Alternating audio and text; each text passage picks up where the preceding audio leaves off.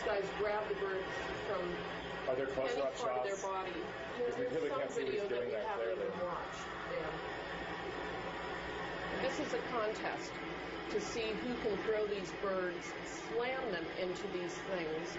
Both investigators saw innumerable broken legs in the crate. He's throwing them. Look, he's throwing them. He's not even hooking them. He's just throwing them. That was a turkey hitting that cement wall. Yeah, look at this. He's sitting on that turkey. The turkey that the guy threw down. Wow. That turkey is still alive. Yeah, you can see him. See him kicking? He was using the turkey as a stool. Sorry, Jay, because he splashed it. Yeah. This is gratuitous. Oh, you're very best. Yeah, so that's it, you guys, for the... And Jay just gave me some new video this morning. I know Chris's log notes would detail finding birds, you know, as soon as they came off the trucks, whose legs were broken so severely that, you know, just barely hanging by a thread of skin. You know, the bone was totally severed in half. And we've got footage of that. We've got stills as well. I mean, you've got his witness statement and the other witness statements.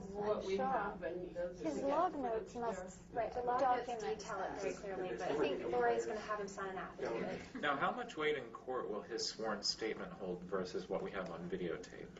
It doesn't really matter because we will move heaven and earth to put every complaint together that we possibly can just hold on to by a straw.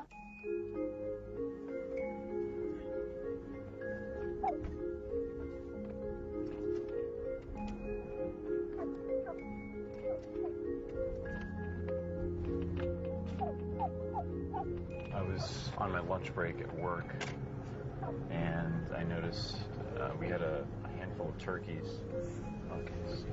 We had a handful of turkeys in the parking lot. And normally during the day, we have to, our job as live hangers is to go out into the parking lot and pick up the errant turkeys. But I noticed that one Carmen had gone either under the fence or past security guard and into the street. I called Ingrid.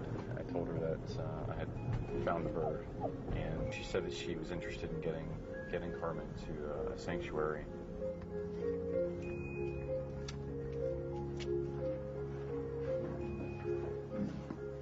All right, sweetie. Essentially, she was a runaway, so she came off the truck. Came off the truck and left the facility. Finders keepers. Yeah.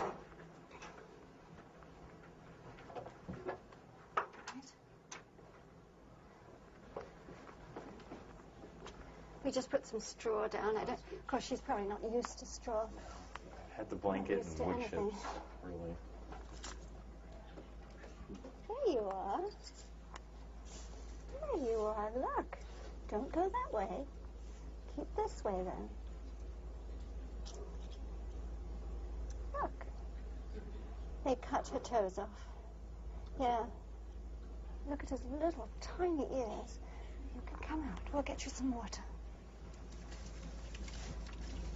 That's the trick.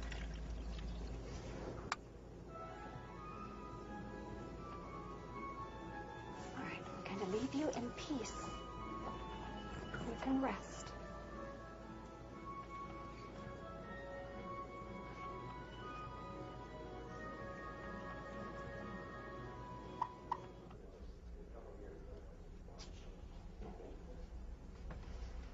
Good afternoon, everybody. Thank you very much for coming to our news conference.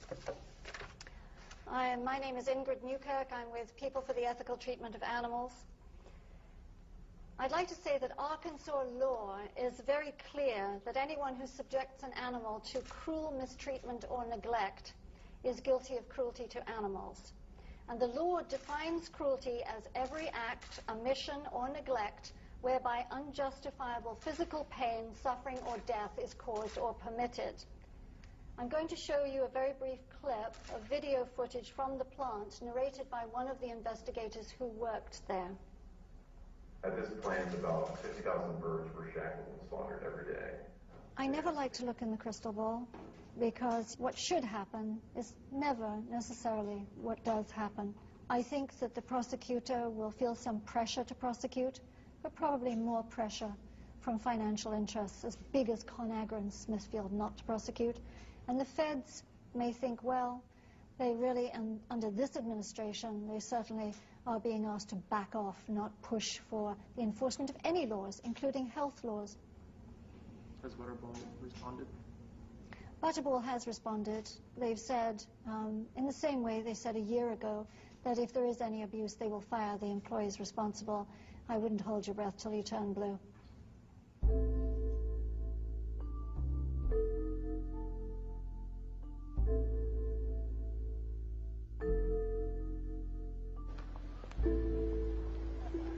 You like a free DVD? Rice Bowl to boycott Butterball brand turkeys. We found them molesting birds on one of their processing plants in Ozark, Arkansas. Thank you. Rice Bowl go vegetarian this holiday, but at the very least, don't support Butterball. You know, this is horrendous abuse these animals have to endure. I want people to lift a finger. If they just do one thing, if they just try one meal that didn't have animals in it, if everybody would do that, or just 5% of people would do that, it would make this enormous difference. It's just that the enormity of the human population and the amazing amount of greed, selfishness, inconsideration, just thoughtlessness. We, especially in America, we live in this protected microcosm of happiness and consumerism and going to the gym and reading magazines and watching TV and stuffing our faces. And we don't see, we don't experience, we don't feel what's going on for the majority of living beings of any species in the world. You know, most people go to bed at night hungry. You know, most animals in the world are going to be thrown out because nobody wants them anymore. Overall, it's not a nice place.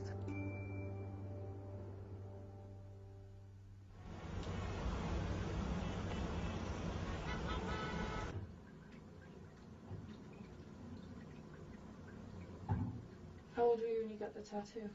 19. I actually tried to auction this part of my arm. When I am really dead, this will come off and it will be tanned, and it's going to be skin for a lizard skin wallet, because it is a lizard skin, and when I'm dead I can sell it. So you have someone in charge of that for you? I do. I have my whole body taken care of when I'm dead. Little bits are going in different places. And I think your body is a political instrument, and you should use it if you want to. Use your voice, use whatever you've got for a social cause. Okay, Ingrid, there's reports that you've made out a last will and testament whereby you're going to give your flesh for barbecue. Now, what is this all about? Well, I think when I die, animal cruelty isn't going to have stopped, and I don't want to stop campaigning against it. So I decided maybe I'll put my body to use. So I've donated some to PETA to barbecue when I'm gone. And if people smell that flesh cooking and they think, yum, it might cause them to come up short if they think, oh, Lord, it could be her. She wants to be an historic figure when she makes statements that her body should be roasted after she dies or some such thing. I mean, meat consumption, dairy consumption globally is on the rise. While Ingrid Newkirk is crawling around on the street in the fake blood, what's the message there? I think it has a hollow ring to it, and it gets attention for an organization, but it hasn't helped an idea evolve. PETA's emergence and Ingrid's leadership have had a huge impact on the way animals are viewed in society. But I'm afraid in too many cases PETA has allowed the opposition to marginalize the organization. How PETA is viewed historically, it's too early to say. I mean, history is being made every day. In other news tonight, the People for the Ethical Treatment of Animals, also known as PETA, released a video and a report of a 3-month investigation at a Butterball facility in Ozark. The group says turkeys were severely abused. Our main goal is to stop suffering, as much suffering as we possibly can. There will probably not be a day when the whole world respects all animal life, But if you think something is going to fail and you don't do it,